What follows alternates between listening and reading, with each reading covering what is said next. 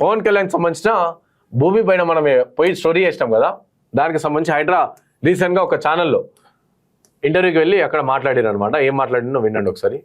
చెరువు విషయంలో ఏం జరిగింది అక్కడ హైడ్రా కానివ్వండి, దాని మీద మీ మీద కూడా విమర్శలు చేశారు. ఆ విషయంలో కోడి చెరువు విషయంలో శిఖం భూమి ఏంది అసలు, మొత్తం దాన్ని పవన్ కళ్యాణ్ కబ్జా చేసిండు అని కొన్నా అని ఆయన ఏం జరిగింది సార్, ఏం చెప్తారు పవన్ కళ్యాణ్? దీంట్లో ఇది కూడా అంటే సోషల్ మీడియా ఏంటంటే అజెండా సెట్ చేస్తున్నారు అనమాట. సోషల్ మీడియా ఏం చేస్తారు, ఎవరో ఒకళ్ళిద్దరు ఒక బ్లేమ్ చేసేస్తారు. అది కోడి చెరువు అనేది జన్వాడ ఏరియాలో, అది యాక్చువల్గా నేను మ్యాప్స్ తెచ్చాను, అది మీకు పెడదాం అనుకున్నా కానీ బట్ అది 2014లో ఎప్పుడో కళ్యాణ్ గారు కొనుక్కున్నారు, వారు కొనుక్కున్నారు, రిజిస్ట్రేషన్ అయింది. ఆ తర్వాత 2016లోనో 15లోనో ఎప్పుడో దాన్ని FTL డిమార్కేషన్ జరిగింది. చెరువు ఇప్పుడు దాంట్లో దాదాపు 6-7 ఎకరాలు చెరువులో వీరి భూములు ఉన్నాయి. ఇది డిప్యూటీ సీఎం గారి భూములు ఉన్నాయి. మిగతాది 3 ఎకరాలు 4 ఎకరాలు బయట ఉంది, FTL బయట ఉంది. చెరువుని ఎక్కడ డిస్టర్బ్ చేయలేదు, అంటే ఎక్కడ కూడా దాన్ని ఫిల్ చేసి దాన్ని మొత్తం డెబ్రీ అంటే మట్టితోటి నింపేసి చెరువుని నాశనం ఏం చేయలేదు. చెరువు యథాతథంగా ఉంది. ఇప్పుడు కూడా చూస్తే మ్యాప్లో చెరువులో వాటర్ అంతా వస్తుంది చుట్టుపక్కల నుంచి. ఇంకా ఈయన పక్కన అనుకుని ఉన్న వాళ్ళు మొత్తం మట్టి నింపేసి దాని హైట్లు మార్చేసి మొత్తం దాన్ని చేశారు.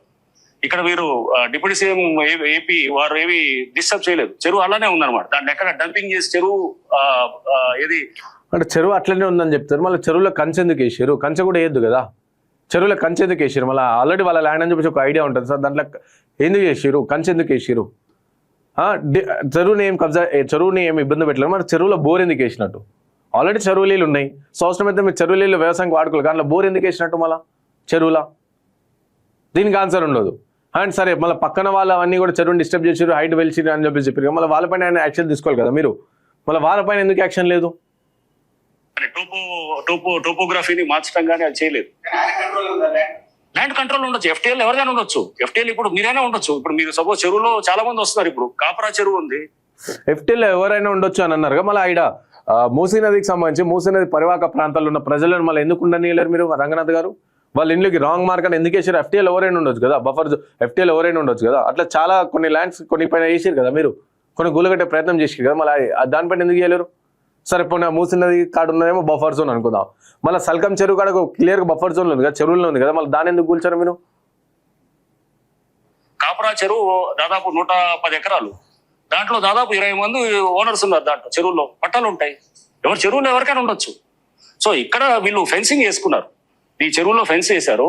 ఆ ఫెన్స్ కూడా ఎలా వేశారంటే వాటర్ ని ఆపట్లేదు, ఫ్లోన్ కూడా ఆపట్లేదు, ఆ చుట్టుపక్కల ఉన్న వాటర్ అంతా కూడా వస్తుంది. సో ఆ ఫెన్స్ చేయటం చేయకూడదు. యాక్చువల్ చెరువులో ఫెన్స్ చేయకూడదు, అది టెక్నికల్. ఒక్క నిమిషం మీరే క్లియర్ గా చెప్పారు, రంగనాథ్ గారు క్లియర్ చెప్పారు, మళ్ళీ ఒకసారి వినిపిస్తా. సో ఆ ఫెన్స్ చేయటం చేయకూడదు. యాక్చువల్ చెరువులో ఫెన్స్ చేయకూడదు, అదొకటే టెక్నిక్. చెరువులో ఫెన్స్ చేయకూడదు కదా, చెరువులో మీరే క్లియర్ గా మీ నోటితోనే చెప్పి చెరువులో ఫెన్సింగ్ చేయకూడదు, మళ్ళీ యాక్షన్ ఏది, చర్యలు తీసుకోవాలి కదా. జరిగిన పొరపాటు ఫెన్స్ మీరు ఎట్లా నిర్ధారిస్తారు అది పొరపాటని? How you will decide? But ఆ ఫెన్స్ వల్ల ఏమైనా నీళ్లు చెరువులోకి రాకుండా ఉన్నాయా అంటే వస్తున్నాయి.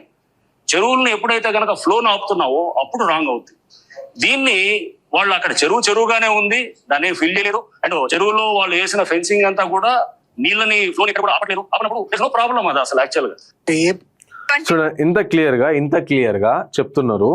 సో చెరువులో ఫెన్సింగ్ వేయడం తప్పే అని చెప్పారు. మళ్ళీ అలాంటి యాక్షన్ తీసుకోండి కదా, యాక్షన్ తీసుకోవచ్చు కదా చెరువులో క్లియర్గా. మళ్ళీ ఇంకోటి నీళ్ళు ఎక్కడ కూడా ఆపలేరు. మళ్ళీ ఇదే సల్కం చెరువులో ఇదే మన ఓవైసీకి సంబంధించిన కాలేజ్ ఉంది, అక్కడ కంప్లీట్ గా చెరువుని కావచ్చు నాలని కావచ్చు అంతా కూడా ఆపిరు. ఆ చెరువు లోపలనే క్లియర్ గా బిల్డింగ్ కనిపిస్తుంది మనకి. సో మళ్ళీ దానిపైన యాక్షన్ తీసుకోవాలి కదా మీరు. సో కేవలం ప్రైవేట్ వాళ్ళ కోసం ఒక భయభ్రాంతులు గురి చేయడానికి, అంటే పేదల ఇండ్లు గులగొట్టడానికి హైడ్రా ఉందని చెప్పి అర్థం చేసుకోవాలి ప్రజలు. హైకోర్టు ఇన్నిసార్లు తిడుతుందా హైడ్రాని? ఇన్నిసార్లు మొట్టికాయలు వేసింది హైడ్రా పైన, రంగనాథ్ పైన.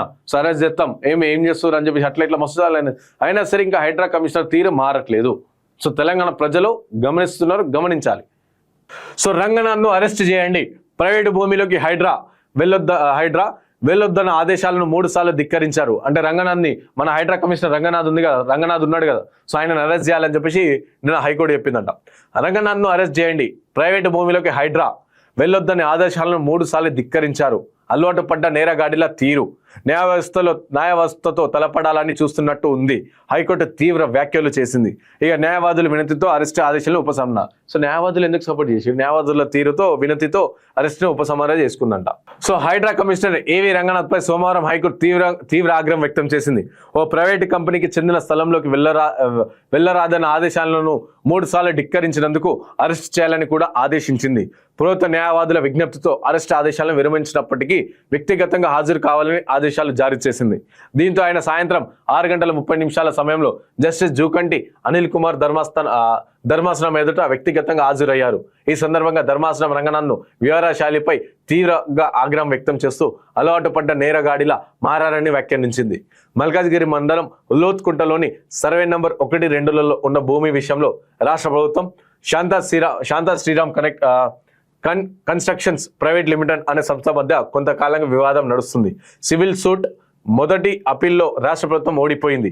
అయినప్పటికీ ఆ భూమి ప్రభుత్వం హైడ్రా అధికారులు జోక్యం చేసుకుంటుందని పేర్కొన్నట్టు 2 సార్లు కోర్టు ధిక్కరణ పిటిషన్లు దాఖలయ్యాయి. అంటే ఆల్రెడీ దీనిపైన ఏమన్నా ఫస్ట్ ఏమన్నా ఎలాంటి ప్రైవేట్ భూమి జోలికి పోము, మేము ప్రభుత్వ భూములు, చెరువులు, కుంటలు, నాళాలు ఇవన్నీ ఏవైతే కబ్జా ఉంటాయి వాటి జోలికే పోతామని చెప్పిండు కదా రంగనాథ్. సో దానికోసం హైడ్రా ఉంది కదా, మన ప్రైవేట్ భూములకు ఎట్లా పోతావు? చాలా ప్రైవేట్ భూములలో పోతున్నారు. అంటే ప్రభుత్వ భూమిని కబ్జా చేసి ప్రైవేట్ కన్స్ట్రక్షన్ చేస్తే ఆ భూములకు పోతలేరు, డైరెక్ట్గా ప్రైవేట్ భూములకే ఎంటర్ అవుతున్నారట. సో దానిపైన ఆల్రెడీ మీరు ఈ విధంగా పోరు, మీకు ఆ హక్కులు లేవని చెప్పి హైకోర్టు చెప్తే అయినా సరే 3 సార్లు ధిక్కరించి పోతుర్రంట. సో ఆయన అరెస్ట్ చేయండి అని చెప్పేసి కోర్టు చెప్తే అరెస్ట్ చేయాలి, ఆయన అరెస్ట్ చేయండి అని చెప్తే అక్కడ ప్రభుత్వం సంబంధించిన న్యాయవాదులు ఉంటారు, వాళ్ళందరూ విజ్ఞప్తి చేస్తే వద్దు అని చెప్పి రిక్వెస్ట్ చేస్తే ఇక అరెస్ట్ చేయొద్దు కానీ ఆయన వ్యక్తిగతంగా హాజరు కావాలని చెప్పి హైకోర్టు చెప్పిందంట. సో ఆ భూమిలో ఎట్టి పరిస్థితుల్లో ప్రవేశించరాదని 2 సార్లు కూడా హైకోర్టు గట్టిగా హెచ్చరికలు జారీ చేసింది. అయినప్పటికీ 3వసారి కూడా హైడ్రా తమ భూముల్లోకి ప్రవేశించడమే కాకుండా ఈసారి తమపై అక్రమ FIRను నమోదు చేయించిందని పేర్కొంటూ ఆ సంస్థ యజమానులు హైకోర్టులో మరోసారి కోర్టు ధిక్కరణ పిటిషన్ను దాఖలు చేశారు. లంచ్ మోషన్ రూపంలో ఈ పిటిషన్ జస్టిస్ జూకంటి అనిల్ కుమార్ ధర్మాసనం ఎదుట విచారణకు వచ్చింది.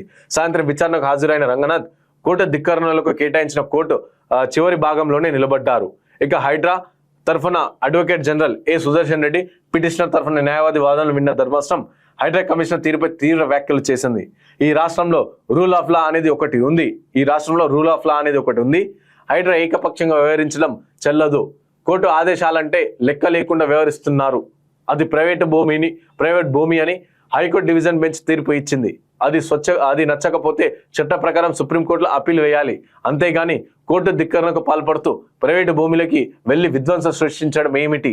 ఒక్కసారి కాదు 3 సార్లు కోర్టు ధిక్కరణకు పాల్పడ్డారు. న్యాయ వ్యవస్థతో తలపడాలని చూస్తున్నట్లు ఉన్నది అని చెప్పేసి హైకోర్టు చెప్పింది.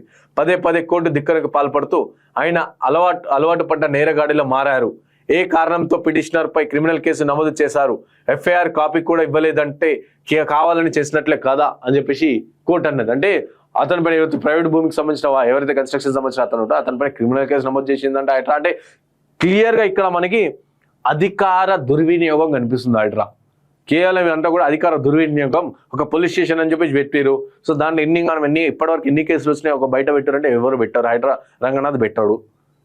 పోనీ RTIS ఎన్ని భూములను మీరు ఎన్ని ప్రభుత్వ భూములు కాపాడారు, ఎన్ని ప్రైవేట్ భూములకు పోయారు అని చెప్పేసి RTIS దానికి జవాబు పంపదు. రిటర్న్ RTI సంబంధించిన సమాచారం అడిగితే RTI త్రూ మేము సమాచారం అడిగితే దానికి రిప్లై ఉండదు. సో ఇట్లా ఈ విధంగా జరుగుతుంది. సో హైడ్రా కమిషనర్ వైఖరి అర్ధరహితం, అరాచకం. కోర్టు చెప్పిన తర్వాత కూడా అనుకున్నది చేస్తున్న వైఖరి గర్వనీయం అంటూ తీవ్ర వ్యాఖ్యలు చేసింది. అడ్వకేట్ జనరల్ సుదర్శన్ రెడ్డి విజ్ఞప్తి చేయడంతో అఫిడవిట్ దాఖలు చేయడానికి అవకాశం ఇచ్చిన హైకోర్టు విచారణను మంగళవారానికి వాయిదా వేసింది. సో ఈ విధంగా హైకోర్టు డైరెక్ట్ హైదరాబాద్ రంగనాథ్ని అరెస్ట్ చేయాలి అని చెప్పింది. ఇంకోటి